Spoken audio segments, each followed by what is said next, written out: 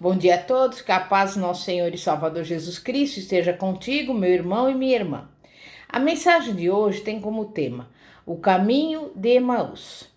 Você pode verificar essa história no Evangelho de Lucas, capítulo 24, dos versículos 13 ao 35. Mas o que significa Emaús? Emaús significa fonte de águas que curam. Porque naquele local havia águas termais usadas para tratamento de saúde. Na verdade, aqueles homens que caminhavam em direção a Emaús estavam em busca de um alívio para as dificuldades que eles estavam enfrentando. O contexto da história todos nós sabemos. Jesus havia sido sacrificado na sexta-feira e já havia se passado 3 dias desde a sua morte. Ele então ressuscita e se encontra com aqueles 2 homens que estavam conversando enquanto caminhavam. Jesus então os questiona sobre o que estavam discutindo e percebe que eles estavam tristes e decepcionados. Ao se analisar o texto de forma detalhada, encontramos as 5 razões da decepção e tristeza daqueles 2 homens. E é sobre isso que hoje nós iremos falar. Em primeiro lugar, eles estavam no caminho errado. A primeira coisa que nos chama a atenção aqui é que eles estavam indo para Emaús, sendo que eles deveriam permanecer em Jerusalém. Jesus confirma isso no versículo 49 do capítulo 24 de Lucas. Após ele reencontrar com eles e com os 11. Vimos que Emaús significa fonte de águas quentes. Jerusalém significa lugar de paz. E sabe isso o que quer dizer? Aqueles homens estavam trocando Jesus, que é a verdadeira fonte de água viva, por outra fonte. Eles estavam saindo do lugar de paz, porque não creram na promessa de que Jesus ressuscitaria. E nós, hoje, muitas vezes, agimos da mesma forma. Estamos tão próximos do caminho certo, mas na verdade não estamos no caminho certo. Abandonamos o lugar onde deveríamos aguardar o cumprimento da promessa e trilhamos outro caminho simplesmente porque não cremos. Aqueles homens, eles não conheciam Jesus. Eles andaram com Jesus por pelo menos 3 anos.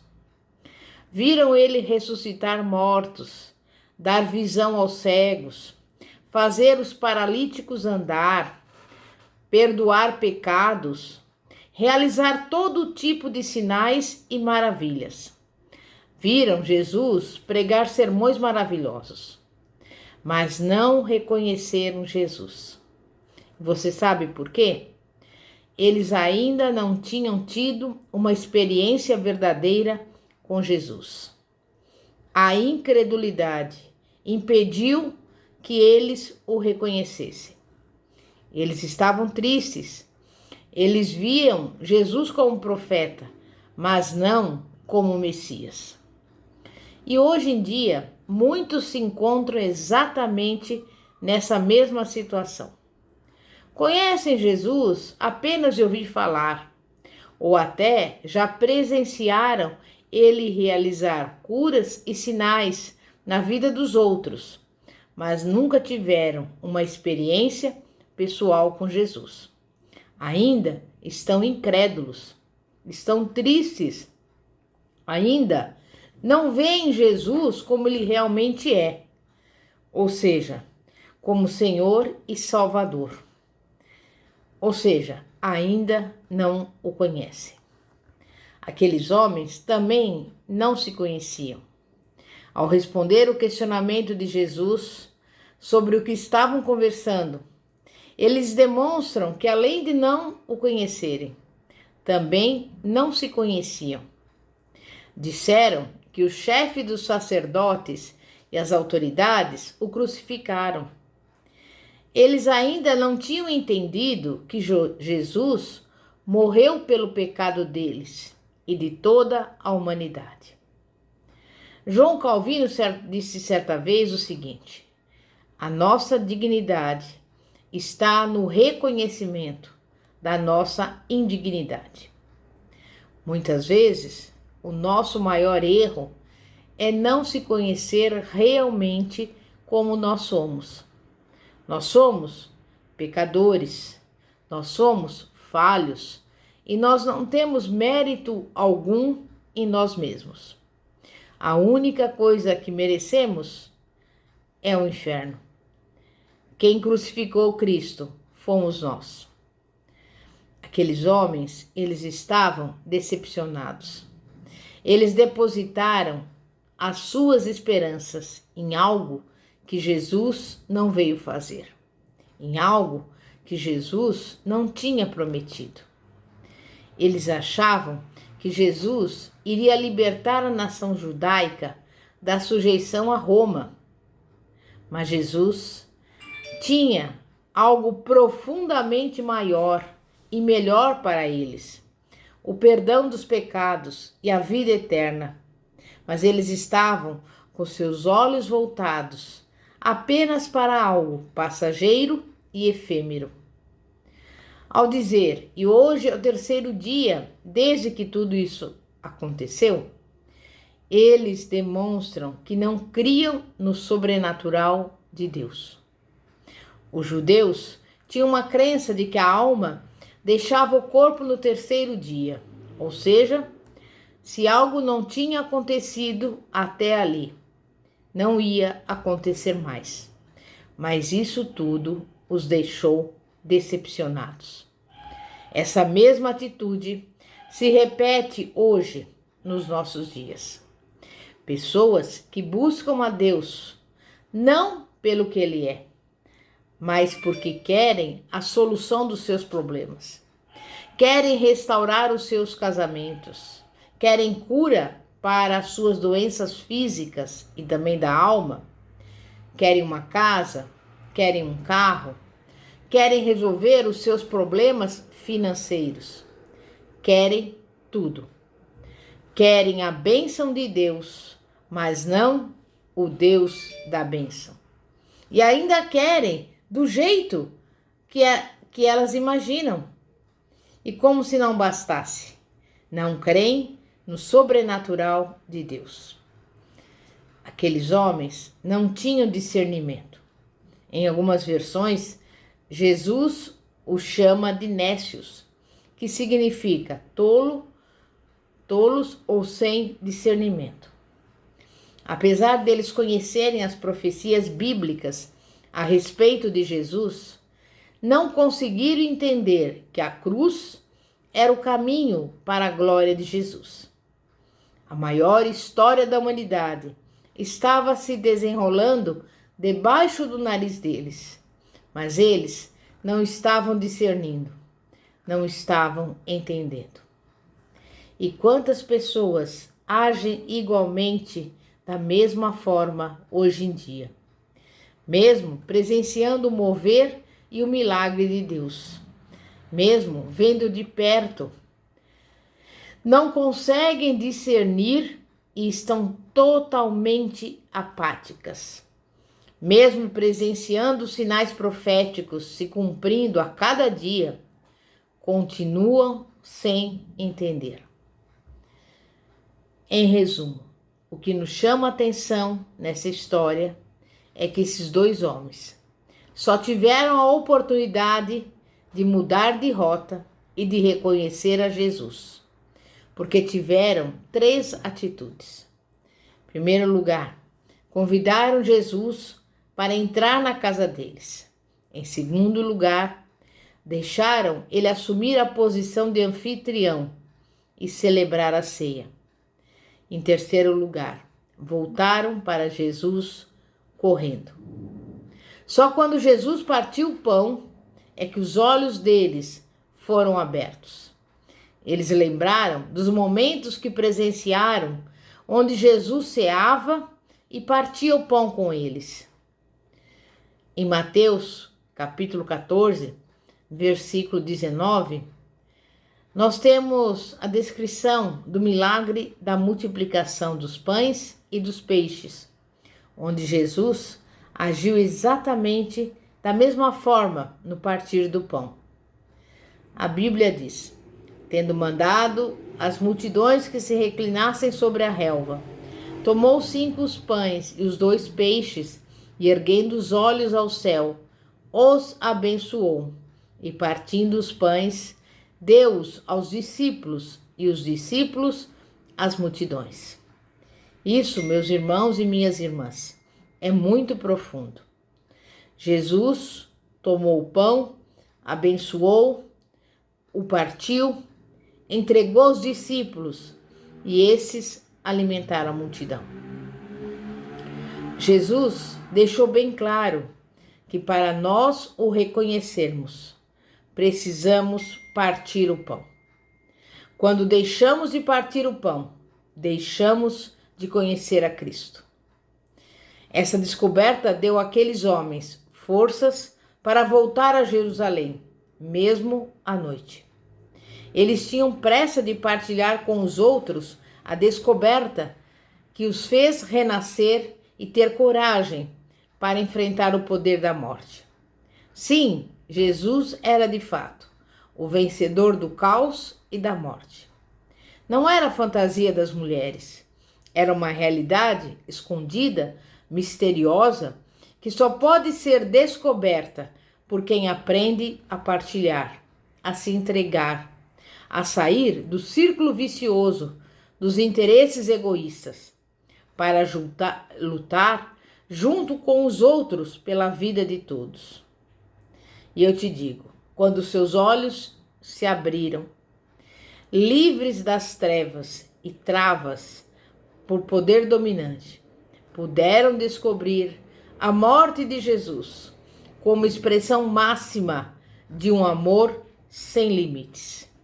Amor que tem a sua origem no Pai, cheio de ternura, gerador incansável da vida. Amor que tomou carne em Jesus de Nazaré para visitar e redimir a humanidade.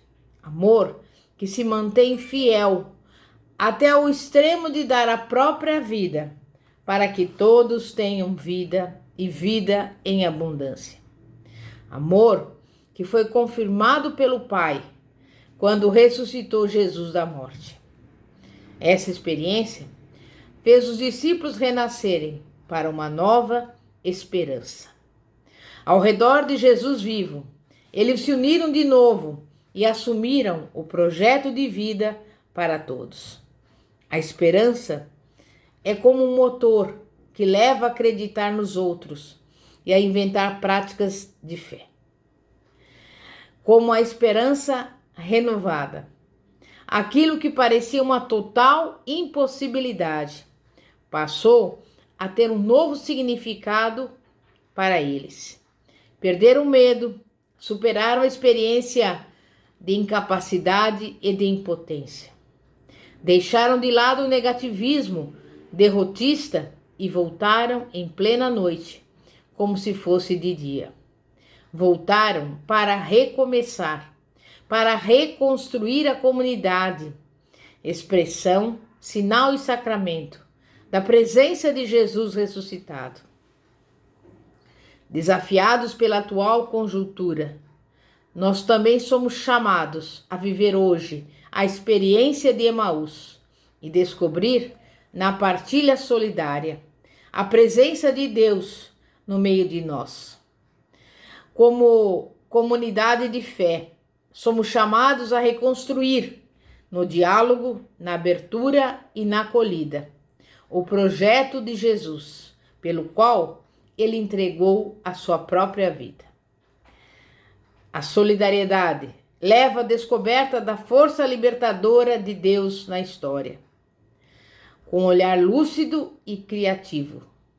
Procuraremos expressar esta fé numa solidariedade bem concreta e articulada, quer em nível de grupo, de bairro ou de cidade.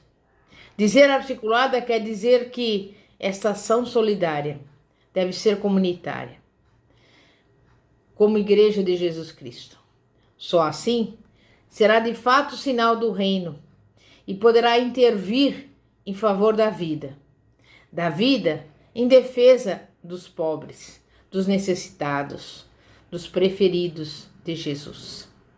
Por isso, meu irmão e minha irmã, nós vamos orar e clamar a Deus para que nós também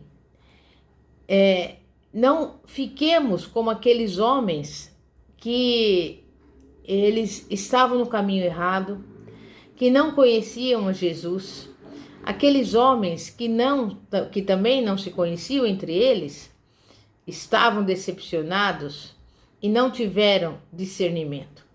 Mas que o Senhor venha abrir hoje bem os nossos olhos, para que nós venhamos nos lembrar sempre do sacrifício de Jesus, que fez por você e por mim e por toda a humanidade, para que tivéssemos a vida e a vida eterna.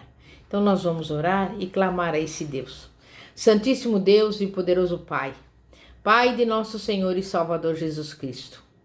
Pai, nós vemos aqui essa maravilhosa passagem do caminho de Emaús. E nós queremos te pedir que o Senhor dê a cada um de nós o sentido do nosso caminho. Que nós não venhamos tomar o caminho errado, os atalhos. Que nós verdadeiramente venhamos ter experiência com o Senhor. Que nós possamos reconhecê-lo. Que nós venhamos também nos conhecer uns aos outros, que nós não estejamos decepcionados, porque muitas vezes nós vemos as coisas acontecendo e somos impotentes para mudar esta ou aquela situação, tal como acontece atualmente, no meio dessa pandemia mundial, onde não temos condições de agir, de fazer alguma coisa, impedir a propagação desse vírus. E que nós venhamos ter discernimento, que venhamos reconhecer quando estivermos diante do Senhor. Por isso, nesse momento, eu quero convidar a você para que reflita sobre essa passagem, que nós possamos voltar correndo para os pés de Jesus. Isso eu falo em relação àqueles que estão afastados dos seus caminhos, mas que nós venhamos permanecer sempre junto ao nosso Senhor e Salvador, porque sem Ele nada podemos fazer. Que nós tenhamos, mais uma vez eu repito, os olhos abertos para reconhecê-lo em cada situação. Por isso, eu entrego, Senhor, a minha vida, a vida da minha família, a vida de todos aqueles que nos acompanham agora, para que essa pessoa ela possa ter sabedoria, entendimento, discernimento para poder encontrar Jesus na sua vida, na sua caminhada, e que essa caminhada seja pelo caminho correto e não por atalhos, mas que ela tenha a direção do Espírito Santo de Deus e ela possa descobrir o quão maravilhoso é o Senhor Jesus, o grande amor que Ele tem por você, por mim e por toda a humanidade. E por isso, desde já, Senhor, eu te louvo, te agradeço e te peço, Pai, Estende a tua mão de misericórdia, de bondade e de amor por essa nação brasileira. Neste momento tão difícil em que vivemos, claro que pelo mundo também, mas tantas vidas se perdendo. Mas eu tenho a certeza, Pai, que tudo isso vai passar. Os céus e a terra passarão, mas a tua palavra não passará. E por isso, neste momento, eu já te louvo, te agradeço e pelos olhos da fé recebo a minha bênção, a minha vitória e também que cada um venha receber pelos olhos da fé a sua resposta, o seu milagre em nome de Jesus. Amém e graças a Deus. Glória a Deus. Eu agradeço a todos e se você gostou dessa mensagem, deixa aí o seu like. Bispa Fátima, da Igreja Evangélica Apostólica Poder de Cristo, situada na Avenida Ouro Fino, 2212, Bosque dos Eucaliptos, São José dos Campos. Que a paz de nosso Senhor e Salvador Jesus Cristo esteja contigo. Amém e graças a Deus. Glória a Deus.